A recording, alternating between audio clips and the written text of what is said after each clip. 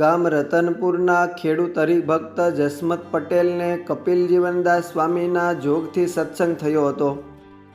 પોતે પૂર્વના મુમુક્ષુ હોય એમના જીવમાં શ્રી હરિના પૂર્ણ પુરુષોત્તમપણાની ગાંઠ વળી ગઈ હતી.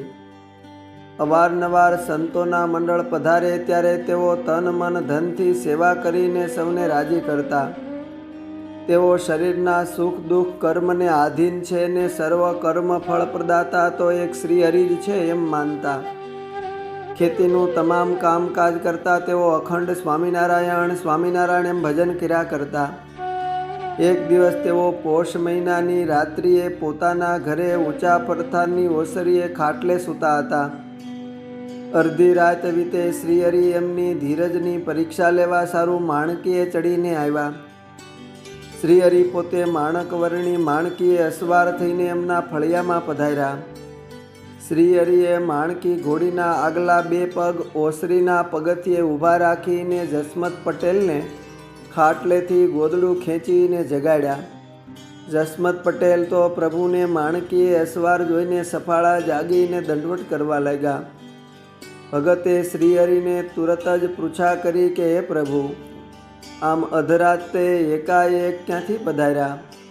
તમે ઘોડીએથી નીચે ઉતરીને અમારા ઘરની ઓસરીએ વિરાજો.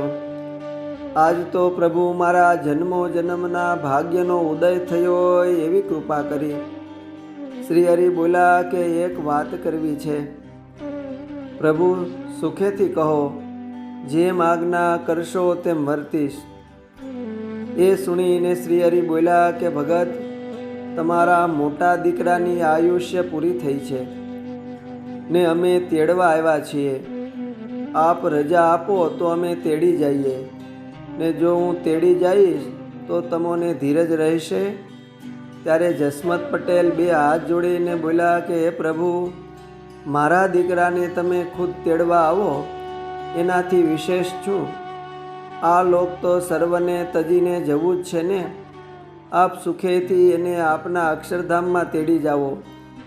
એમ વાત કરીને શ્રી હરિ તુરત જ અદૃશ્ય થઈ ગયા. બીજે દિવસે સવારે ઉઠીને જસમત પટેલે સૌને વિગતે શ્રી હરિ પધાર્યાની વાત કરી અને ફળિયામાં શ્રી હરિ પધાર્યાની નિશાનીઓ બતાવી. એ દિવસે એના મોટા દીકરાને શરીરે જરાક કસર વર્તાઈ. તાવ આવ્યો એટલે જસમત પટેલ એના ખાટલે બેસતા થકા ઉપદેશ આપતા બોલ્યા કે હું તારો બાપ નથી ને તું મારો દીકરો નથી. આ સંસાર આપણે સૌ તો જેમ પરબે પાણી પીવા સૌ એકઠા થાય છે એમ આપણા ઘરરૂપી પરબમાં પૂર્વના સંસ્કારથી ભેગા થયા છીએ. એમ ધારીને તારા મનની વૃત્તિને શ્રી હરિમાં પરોવી દે. ભૂલે ચૂકે આ ગોબરા સંસારમાં જીવને ચોંટાડીશ નહીં. જ્યારે શ્રીજી મહારાજ તેડવા આવે ત્યારે એમના સાથે ધામમાં જજે. હજુ આમ વાત કરતા હતા ત્યાં તો શ્રી હરિ એને દિવ્ય વિમાન લઈને તેડવા આવ્યા. ગામના સૌએ તેજના લીસોટા સાથે દિવ્ય પુરુષોને જસમત પટેલના ઘર તરફ જતા જોયા. જસમત પટેલ તો દોડતા સાકર લાવીને એના દીકરાને સૌને વહેંચવા સારું દીધી અને કહ્યું કે સૌ ધીરજ રાખજો. મારો દીકરો તો આજ શ્રી હરિ સાથે અક્ષરધામમાં પધારે છે એટલે સાકર જમીને મોઢું મીઠું કરો. થોડી વારમાં એનો દીકરો સૌને જય સ્વામિનારાયણ કહીને શ્રી હરિ અને મુક્તો સાથે દિવ્ય દેહે પંચભૂતનો ત્યાગ કરીને અક્ષરધામમાં સિધાવ્યો. આમ રતનપુર ગામે જસમત પટેલના દીકરાને અગાઉથી કહીને શ્રી હરિ પોતાના અક્ષરધામમાં તેડી ગયા. અસ્તુ. જય સ્વામિનારાયણ.